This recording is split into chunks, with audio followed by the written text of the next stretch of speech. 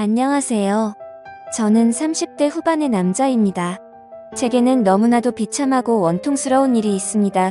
그동안 누구에게도 말하지 못했고 저 혼자서만 쏘가리하면서 끙끙 앓고 있었습니다. 하지만 많은 분들이 보고 계신 이곳에 제 고민을 말씀드리면 조금이나마 제 마음을 털어낼 수 있지 않을까? 혹은 조언을 얻을 수 있지 않을까 하는 마음으로 사연을 보내게 됐습니다.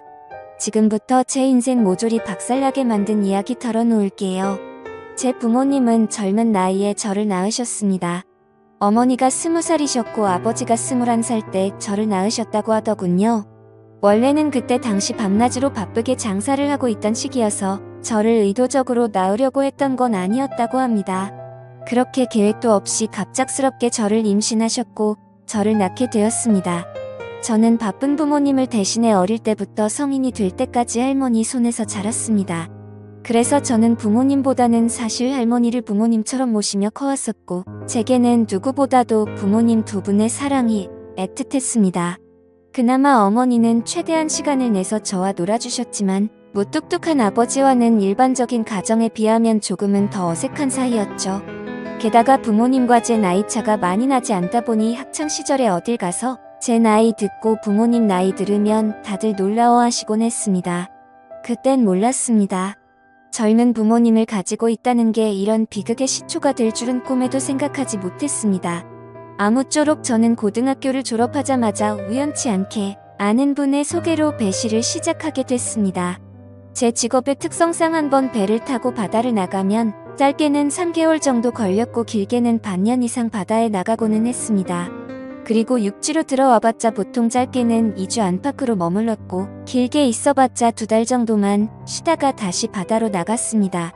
이러한 부분들이 조금은 힘들 때도 있었지만 사람은 익숙함이 무섭다더니 계속해서 하다 보니 힘든 것도 잘 모르겠더라고요. 그렇게 남들과는 다른 생활을 극복하면서 지내다 보니 어느새 제가 타는 배 안에서의 직급도 차츰 올라갔고 연봉도 대기업 연봉 부럽지 않게 벌어서 만족하고 있었습니다. 내성적인 성격이었기에 가끔씩 육지로 내려와도 연애할 생각도 크게 나지 않았고 긍정적으로 생각하려다 보니 제 나이대 친구들보다 돈을 훨씬 많이 버니까 그게 마냥 좋았죠. 아무쪼록 월세를 내면서 살 바에는 돈을 꼬박꼬박 모으자고 생각해서 적금을 넣었고 나머지 남는 돈은 부모님께서 사시는데 보태어 쓰시라고 용돈을 보내드렸습니다. 그렇게 시간이 흘러가다 보니 제 나이도 어느덧 20대 중반이 되었습니다. 처음에는 일도 힘들고 생활에 익숙하지 않았던 터라 여자 생각은 전혀 나지 않았는데 일은 눈 감고도 할 정도로 익숙해져 갔고 모아놓은 돈만 많이 쌓여가다 보니 그때부터는 많이 외로워지더라고요. 그래서 저는 친구를 통해 소개팅 좀 시켜달라고 하게 됐습니다. 그렇게 육지로 들어올 때마다 소개팅을 받았죠. 근데 항상 문제가 되는 건 다름 아닌 제 직업이었습니다. 항상 데이트를 즐겁게 하다가도 제가 일하는 방식을 들으면 하나같이 여자들은 기겁을 하더라고요. 이해가 되지 않는 바는 절대 아니죠. 한번 육지로 와봤자 길어야 2달만 머무르다 헤어지고 바다로 나가면 길게는 반년 이상을 보내다 오는데 어찌 보면 기약 없이 이런 만남을 이어가야 하는데 문제가 아닐 수가 없었죠. 심지어 군대는 2년 정도만 기다리면 차라리 끝이 있었지만 저는 제 직업을 포기하지 않는 이상 끝이 나지 않는 거였기에 그렇게 기겁하는 모습을 이해했습니다. 그렇게 저는 매번 소개팅에 실패를 하다 보니 아버지께서 보다 못했는지 갑자기 제게 소개를 받아보겠냐고 하시더라고요. 지인분 딸인데 아주 참하고 마음씨도 예뻐서 연락처를 물어놨다고 하셨습니다. 그래서 저는 넙죽 소개를 받겠다고 말씀드렸고 만나게 되었습니다. 처음 만난 그 여자는 아버지의 말대로 외모도 참했고 성격도 좋았기에 저는 첫눈에 반하고 말았습니다. 그래서 기존에 소개받던 여자들과는 달리 이 여자와는 꼭 연애를 하고 싶다란 생각이 컸었죠. 그래서 무식하고 이상해 보일 건 알았지만 제 통장부터 깠습니다. 저는 직업이 남들과는 달라서 제약이 있는 부분도 있지만 나중에 제 가족 다 먹여 살리고 싶어서 이렇게 열심히 일하고 있다고 했습니다. 그러자 그 여성분은 갑자기 웃으시더라고요. 비웃는 게 아니라 첫 만남의 통장을 보여주는 제 모습에 갑자기 너무 귀엽고 웃겨서 웃었다고 했죠. 그 순간 저는 이 여자의 행동을 보고 마음속으로 그린라이트인가? 라는 생각이 들었습니다. 그래서 저는 더 침착하고 조심스럽게 말했습니다. 제가 바다로 나가고 육지에 머무르는 그런 기간들에 대한 얘기부터 시작해서 이것저것 많은 대화들을 나누었습니다. 그리고 제 진심을 알아줬는지 저희는 교제를 시작하게 되었습니다. 남들과는 너무 다른 교제 방식에 미안하기도 했지만 다른 사람에게 참아 보낼 수가 없었습니다. 많이 이기적인 걸 알았기에 제 모든 진심을 다해서 아껴주고 사랑해줬습니다. 그래서 아내와 1년 정도 사귀었을 무렵 저는 아내에게 프러포즈를 하게 됐습니다. 못난 저 때문에 이렇게 제약적인 만남을 해주는 것도 미안한데 고생하는 모습 보고 싶지 않다고 했습니다. 처가댁은 저희 집과 마찬가지로 돈이 많거나 그런 건 아니었습니다.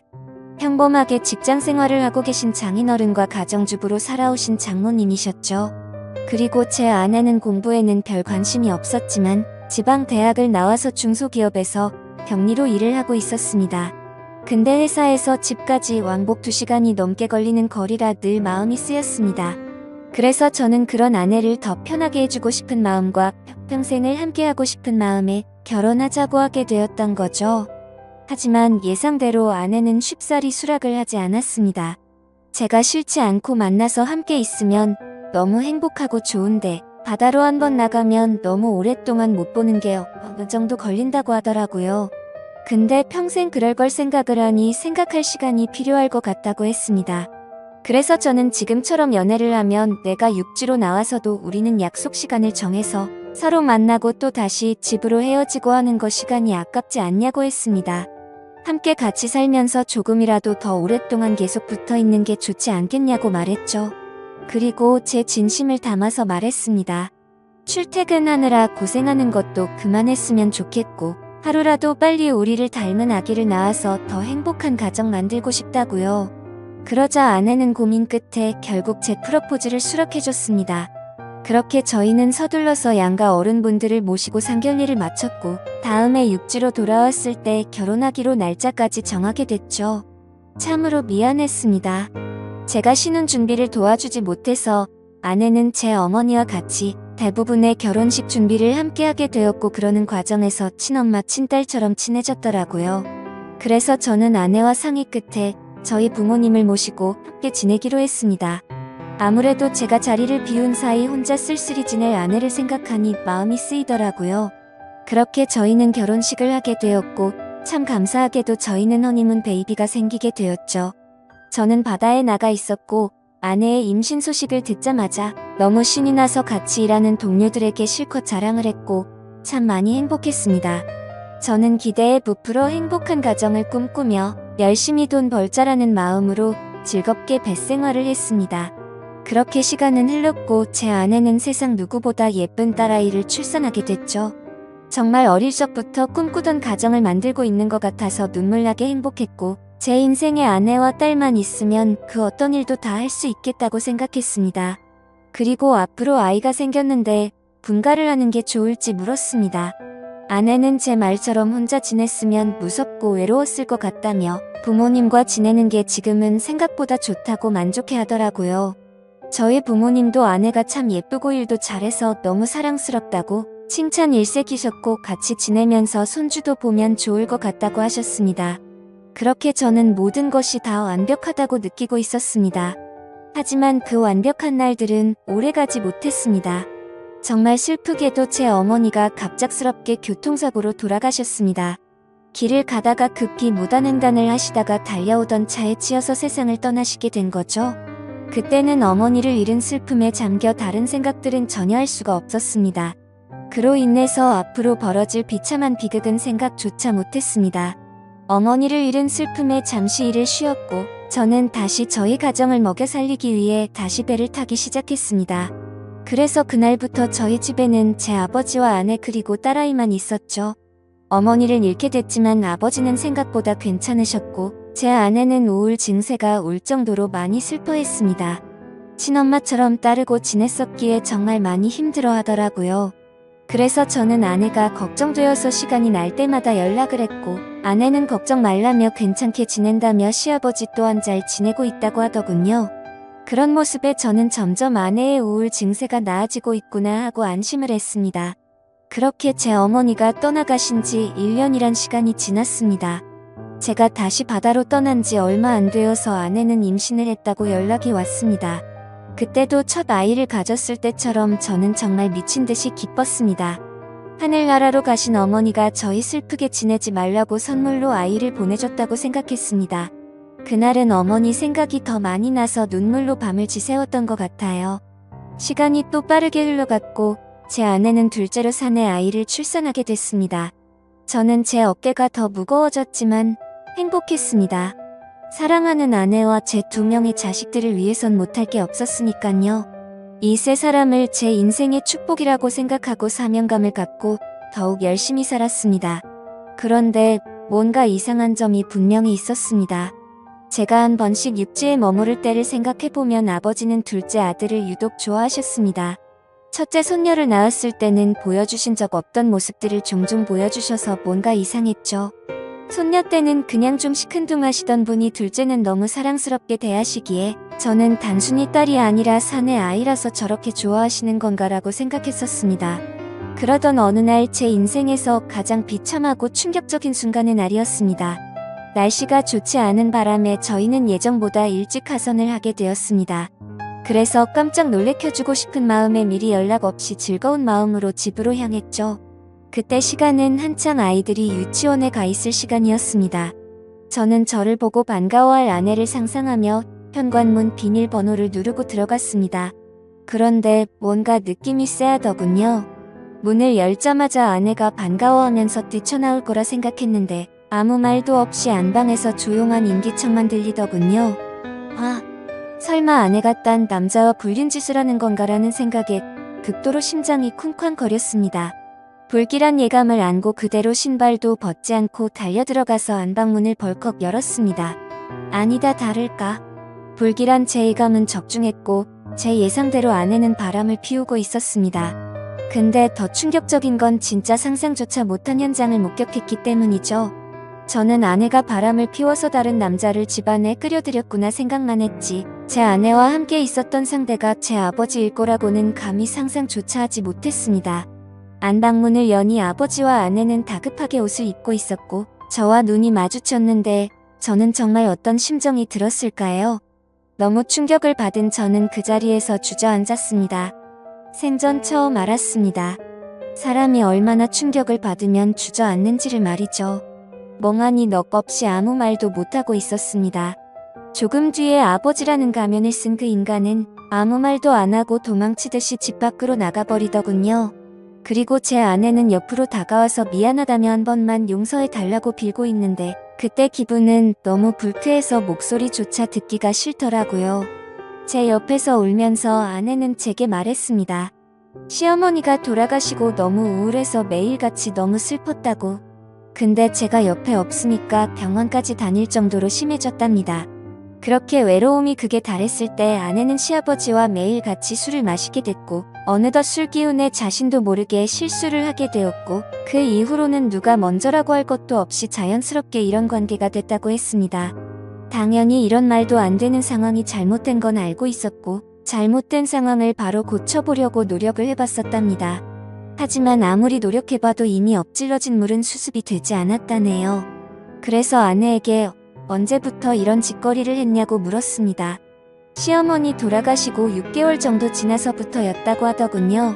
정말 피가 거꾸로 솟는 듯한 기분이 들었고 그 말을 듣자마자 순간적으로 불안한 생각이 스쳐 지나갔습니다. 왜냐하면 아버지가 둘째 아들만을 유독 특별하게 아끼던 모습들이 떠올랐기 때문이죠. 저는 앞뒤 가릴 거 없이 직설적으로 물었습니다. 둘째 아들이 내 아이 맞냐고 하니까 아내는 아무 말도 없이 고개를 숙이고 있더라고요. 제가 빨리 대답하라고 소리 지르니까 아내는 미안하다며 울기만 하더라고요. 니네가 짐승이지 진정 사람이냐며 있는 힘껏 소리를 질렀습니다. 현관문이 열려 있어서 동네 사람들이 수군대면서 쳐다보고 지나가는데 그딴 건 전혀 눈에 들어오지도 않더군요. 저는 그 자리에 더 있다가는 정말 크게 사고를 칠 것 같아서 일단 집 밖으로 뛰쳐나갔습니다. 어떻게 이런 일이 실제로 일어날 수가 있나 생각했고 그 충격은 절대로 쉽게 헤어나올 수가 없더군요. 그래서 며칠 동안 정신을 잃어서 쓰러질 때까지 술을 마시고 모든 연락을 끊고 있었습니다.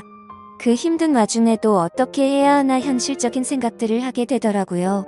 이혼을 한다고 하더라도 제가 현실적으로 아이를 혼자 키울 수도 없는 상태였고, 그렇다고 배운 게 이것밖인데 지금 하고 있는 직장을 그만둘 수도 없지 않나 생각했습니다. 게다가 제 아내가 몰래 만나던 남자가 무려 제 친아버지입니다. 사실 지금도 아버지라고 적지만 그런 관계라는 게 몇 개월 뿐입니다. 아무튼 아버지라는 그 인간은 그날 집 밖으로 나가고 줄행랑을 쳤는지 지금 이 글을 쓰는 순간까지 그날 이후로는 단 한 번도 보지 못했죠. 결국에 며칠 동안 정신없는 시간을 보내다가 역겨운 마음에 차마 돌아가기 싫었지만 현실적인 문제들을 안고 집으로 들어갔습니다. 저를 보자마자 아내는 순식간에 달려와서 제게 무릎을 꿇고 빌었습니다. 제발 한 번만 용서해 달라며 시아버지와 그러한 사실들이 동네방네 밝혀지면 자신은 도저히 살아갈 자신이 없다고 하더군요. 2번 다시 이런 일 없을 테니까 용서해 달라고 빌었고, 현실적으로 제가 어떻게 할 방법이 없으니 일단 당장은 그냥 대충 알겠다고 말했습니다. 사실 그날 이후로 말도 잘 섞지 않았습니다. 말만 용서를 한다고 한 거지 어떻게 용서가 될까요? 아무튼 이제는 제 아들인지 알았던 그 아이는 아들인지 형제인지 알 수가 없는 말도 안 되는 대족보가 되었습니다. 하지만 아무리 괜찮은 척 해가면서 억지로 테이프질을 한다고 이게 메워질까요? 그날 이후 저는 심각할 정도로 의처증이 걸린 것 같았습니다. 하루라도 아내와 연락이 안 되면 극도로 불안해지고 초조해져서 미쳐버릴 것 같더라고요. 그때부터는 제 생활은 엉망진창이 되었고 일상이 파괴되다시피 했습니다. 배를 타고 나가서도 일도 손에 안 잡히고 그때의 역겨운 상상들이 떠오르고 도저히 버틸 수가 없겠더라고요. 결국 끝내 저는 정신과까지 다니면서 약을 먹고 치료를 받았죠. 병명은 공황장애와 폐쇄공포증까지 겹쳐서 생겼다고 하더라고요. 그래서 저는 그날 이후 제가 애착심을 갖고 일하던 배시를 그만둘 수밖에 없었습니다. 그렇게 결국 배시를 그만두고 먹고는 살아야 했기에 관련 업종의 직업에 취직했고, 예전과는 비교도 안 되는 부족한 월급을 받으면서 집으로 들어가 살게 되었습니다. 하지만 지금 생각해보면 제 스스로도 이상하다고 느낄 만큼이나 정신적인 압박감이 심했던 것 같습니다. 아내와는 하루가 멀다 하고 매일 같이 싸우기 바빴습니다. 그리고 제정신을 유지하는 게 싫어서 퇴근하면 항상 술을 취할 때까지 마셔댔죠. 그런 관계를 지속해오다 보니 결국 아내도 참고 참다가 결국 이혼을 하게 되었습니다.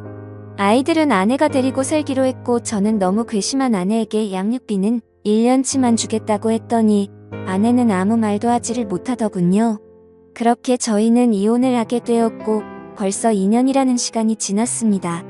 한때는 아버지였던 그 인간은 혹시나 아내한테 찾아가는 거 아닌가 싶어 몰래 아내를 뒤따라 다녀보기도 했지만 그런 건 아닌 것 같았습니다.